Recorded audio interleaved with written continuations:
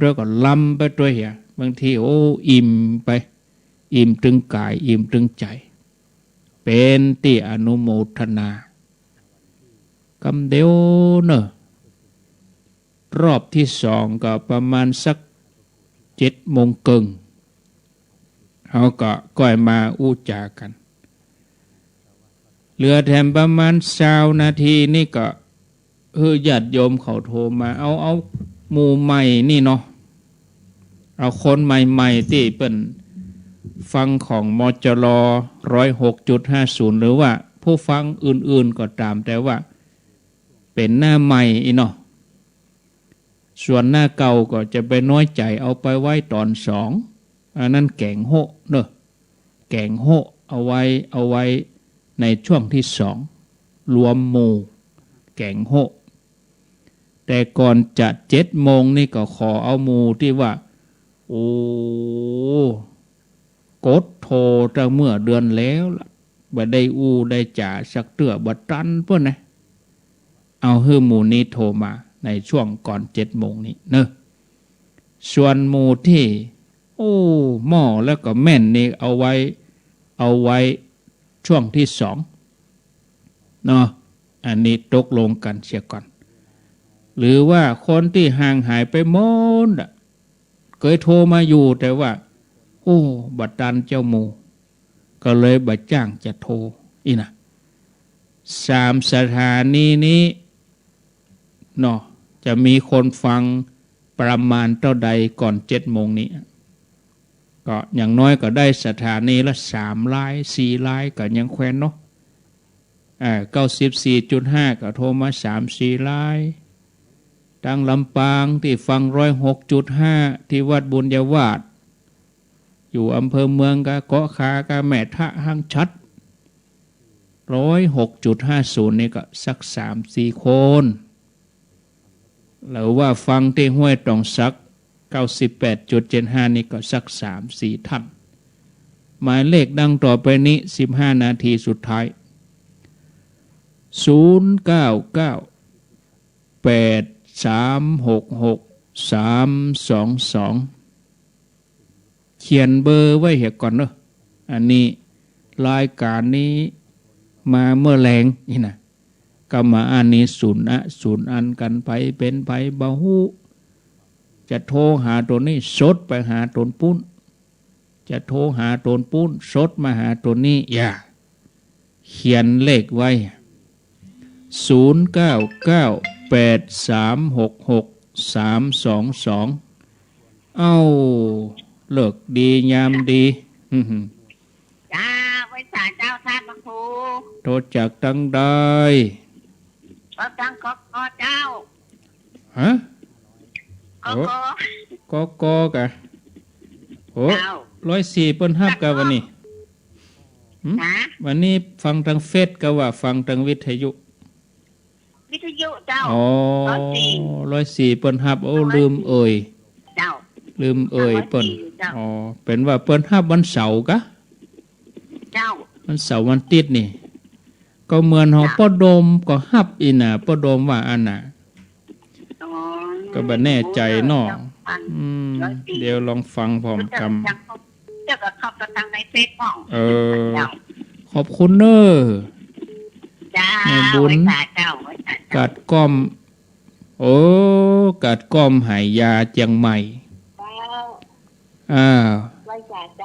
โทษจากตังใดโทษจากเมืองฝางเจ้าโห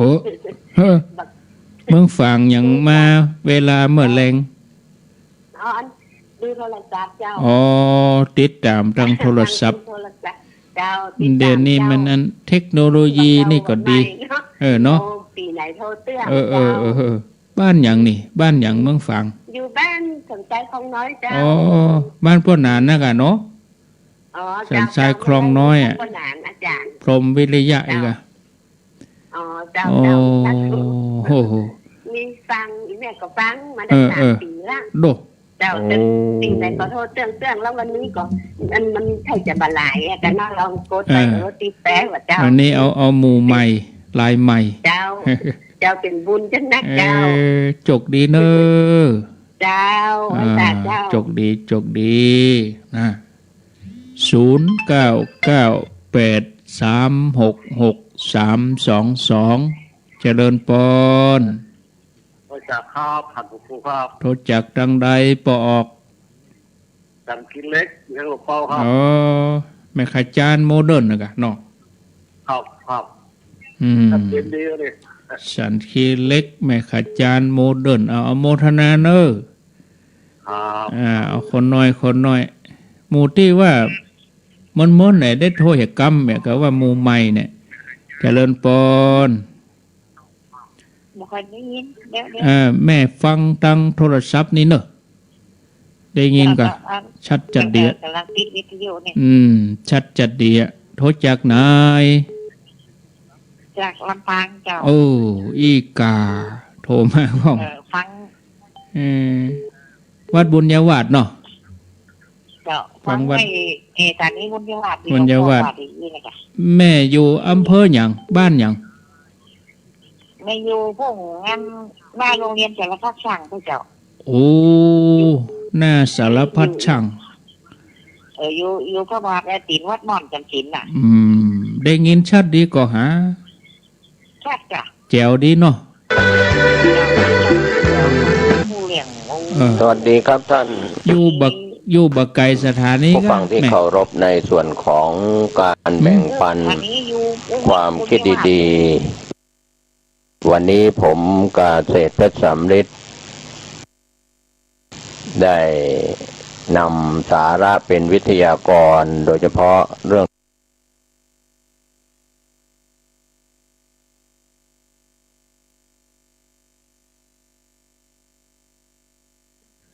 โยมเดินไปก็แล้วรถอย่างก็เดินไปก็ประมาณสักชั่วโมงไปโอกาสหน้าเขาไปแอวหากันเนาะเอาปีน้องเชียงไฮ้เอาปีน้องเชียงใหม่ไปแอวหาลำปางมาแอวหาเชียงไฮ้ก็ม่วนดีนะเนาะเวลานี้เอาเสียงไปแอวก่อนเนาะโชคดีเอาไปมาใครได้ยินนั่นเห็นว่าไอ้กำไทยใหญ่ไทยใหญ่นี่มีเหมือนเจ้าตี4 ถึงตี 5ไม่ซุงค่านะกะไม่ซุงค่าอยู่รีกินหวานน่ะเนาะอยู่ดีกินหวานอยู่ดีกินหวานนี่มันกำไอ้ไทยใหญ่แม่นน่ะอยู่ดีกินหวานไม่ซุงค่าจังก็ห้อมบอกแกวนเท่าใดมีรายการอยู่วันจันทร์ตี 4 ถึงตี 5รายการวันจันทร์รายการภาษาไทยใหญ่นะจะภาษาไทยใหญ่เพราะว่าโยมเป็นไทยใหญ่ไงรอฟังกะรายการตี 4 ตี 5เนี่ยมีธรรมะไทยใหญ่บ้านเกิดเมืองนอนแต่อยู่3 เดือนต้องทำนะทุกคนมาอยู่เพมนหรอกะมาอยู่ไม่ถึงเมื่อ2,500กว่าเดียวปดโทเดนนี่ก็60 กว่าปี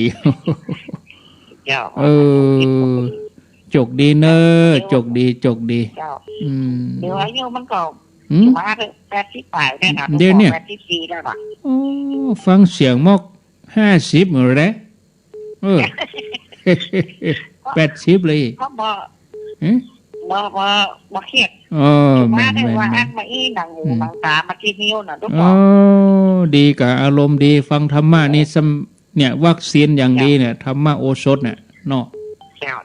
ธรรมะนี่เป็นวัคซีนอย่างดีเลย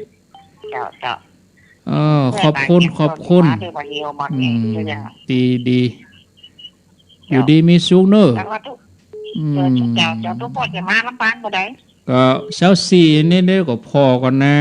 ถ้าเปิดให้ไปก็ไปกะไปฟังมันอยู่ถ้ามาเมื่อได้ก็ตึงงูถ้าเปิดให้ไปก็ไปอ่ะโชคดีเนอะขอบคุณเจ้าจ้าหมู่เชียงใหม่ก็เดือดร้อนประเดี๋ยวนี้กาดเมืองใหม่วันนี้200 ปลายปดโถปังโมกวันนี้ฮือลำปางเมินหน่อยอินดูเปิ้นอยู่ครับเราเอาเสียงไปแอวหากันเนาะ ครับ แต่กี้อยู่ลำปางตอนนี้ไป ครับ ไปเชียงดาวครับผมขอบคุณครับ เชียงดาวครับเชียงดาว แต่กี้อยู่ลำปางไปเดี๋ยวไปแอวเชียงดาวจากเชียงดาวจะไปแอวที่ไหนเจริญปนติดแล้วไว้จ้าเจ้าฟังโทรศัพท์ฮันเนอฮะอยู่ไหนอยู่ไหนอยู่บ้านกวางลำปางอำเภอหยางแม่บ้านกวางอำเภอวังเหนือจังหวัดลำปางอำเภอวังเหนือฟัง94แม่ขจารย์โมเดิร์นนี่ก็เจ้าลำได้ยินโทรมานี่ฮะฟังถึงว่าอันนี้ลายใหม่แต่กะนี่ลายใหม่แต่โทรทั้งแรกก็หนเดี๋ยวโทรประจานเลยเจ้านั่นวันนี้ลายใหม่เนาะลายเก่าเดี๋ยวเอาไปชั่วโมงที่2อินดูเขาจะน้อยใจคือลายใหม่ก่อนยินดีเนอะเจริญปนสายใหม่มาเลยไม่เจ้าอยู่ที่ไหนอยู่ตรงใดลำปางเจ้าจากบ้านไหลนาน้อยตำบลพงสันทองอำเภอเมืองจังหวัดลำปางแม่น้อยอุตุดีนะเจ้าชื่อแม่น้อยอีกอะเจ้าแม่น้อยอุตุดีเจ้าฟังอยู่เนอะอายุต่อใดแม่น้อยอายุ70ปีนี่เจ้าฟังชัดดีก่อโอ้ชัดเจนจะดีเจ้าคำมาก็ฟังน้อแม่น้อเจ้าเดี๋ยวฟังนี่จะไปหาเลื่อนไปหาขึ้นดารุณีตัวนะเจ้าก็เป็นออกกู้หรอออกกู้วันนี้นะเจ้าจึงอยู่เนี่ยกะไปไหลเนี่ยยังเฮามีคลื่นของเฮานี่แล้วนี่เจ้ามีคลื่นนี่แล้วเอาอยู่เนี่ยอยู่วัดบุญญาวาสเนี่ยแล้วรุ่นนี้ก็ฟังดีโอดูต่างฟังเนาะดูต่างฟังม่วนกันดีเนอะนี่นะเจ้าอยู่ไก่วัดก็ได้ฟังธรรมะนะอย่านอนนี่ตื้อนอนมารับเลยอยู่ไก่วัดบุญญาวาสก็แม่อยู่ไก่เจ้าอยู่บ้านแพร่บ้านไหลนาน้อยแพร่ประมาณกี่พงสันทองแพร่เจ้าประมาณกี่กิโลฮะเนี่ยลายเขล้างเนี่ยประตูมาเขล้างเนี่ยอย่างก็ประตูมาเนี่ยติดตามตลอดมาเจ้าก็ฟังมาค่ำก็ฟังเนาะเจ้าติดตามตลอดเลยถ้าเปิดโอกาสที่นี่ได้อู้กันนี่แต่เนาะเจ้ายินดีเนอะเจ้าใบสารเนอะบุญรักษาบุญรักษา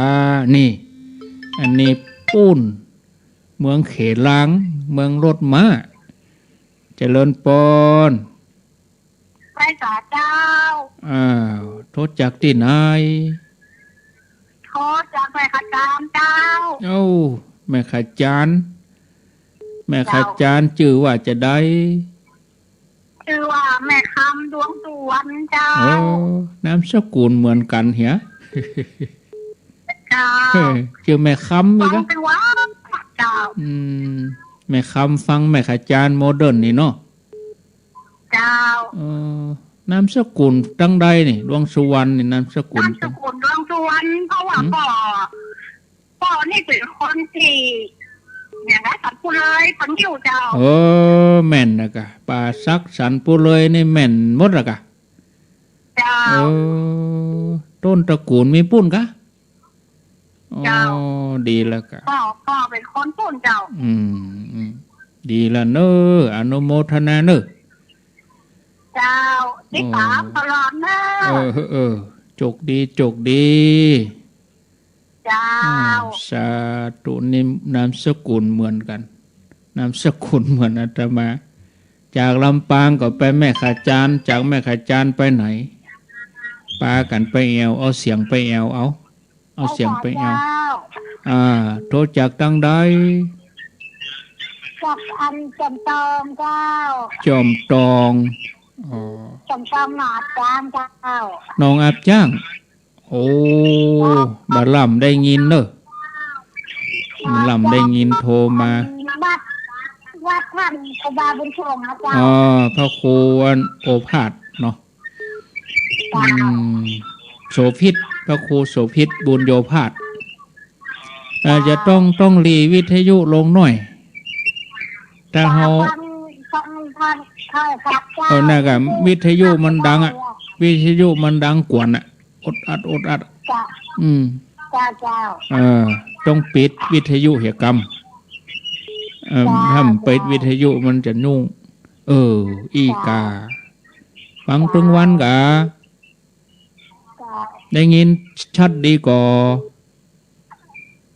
ฟังในโทรศัพท์จ้าฟังที่ห้วยตองซักนี่กะจ้าอยู่ดีมีสุขเนอะอยู่ดีมีสุข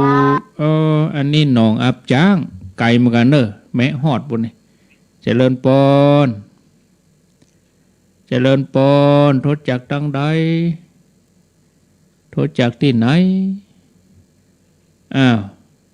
แฮมสายสุดท้ายกันเดจะหยุดก่อนเนาะ0998366322ของพ่อโดมมีกันนี่ 89.5 บ้านทุ่งเรดิโอโทษจากไหนบ้านหนองล่องตำบลมันเป่าเพิ่มยังจังหวัดลำปางจ้าแม่ที่คุ้นจ้าชื่อบ้านหนองล่องอีกอะชื่อบ้านหนองล่องนึกว่าหนองล่องอันนี่ละปูนนี่เพราะว่าหนองล่องลำปางก็มีได้ชื่อแม่ยังชื่อแม่ยังแม่สีคูนจ้าตัดกุละอายุเท่าใดอายุ64จ้า64เกิด2,500กะจ้าโอ้เต้ากับไอ้แม่แต่กี้มาอยู่ลำปางลูกแม่สายมาอยู่2,500จ้าฟังกันไปถึงวันเนอะขอบคุณเดี๋ยวไปต่อกันในชั่วโมงที่2เดี๋ยวสวดมนต์ด้วยกันเนอะแม่เนอะสาธุเอาละขออนุญาตได้พักสวดมนต์สักเกินชั่วโมงธรรมจักรปวัตนสูตรแล้วก็แผ่เมตตาใหญ่สถานีใดที่เป็นข่าวก็เป็นข่าวไปสถานีที่บ่เป็นข่าวก็สวดมนต์ด้วยกันอายุวันโนสุขังพลัง